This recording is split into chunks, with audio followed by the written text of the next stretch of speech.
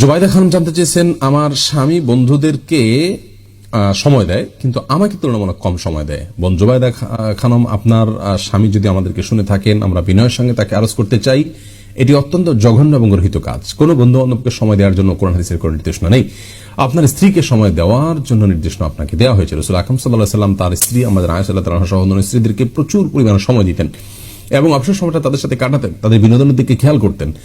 বিধায় স্বামীর উচিত স্ত্রীকে সময় দেওয়া, পরিবারকে সময় দেওয়া। আজকাল বন্ধু বান্ধবদের সাথে আমরা অনেকেই, শুধুমাত্র স্বামী নন, অনেক সন্তানও আছেন যে বন্ধু বান্ধবদের মাঝে এত বেশি মজে থাকেন যে তার নিজের মা বাবা বা নিজের পরিবারের একান্ত যারা আছেন, যাদের প্রতি তার কর্তব্য রয়েছে, তাদেরকে তার ধারে কাছেও সময় দেন না। এটি অত্যন্ত গর্হিত একটি কাজ।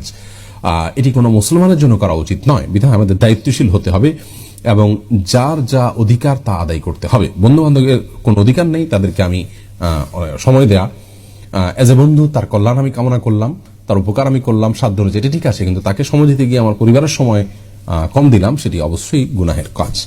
আনিস গাজী, আপনি জানতে চেয়েছেন, বোরকা পরে মুখ ঢাকার কারণে বিভিন্ন সমস্যা যেমন প্রতারণার আশঙ্কা আছে, কি করব?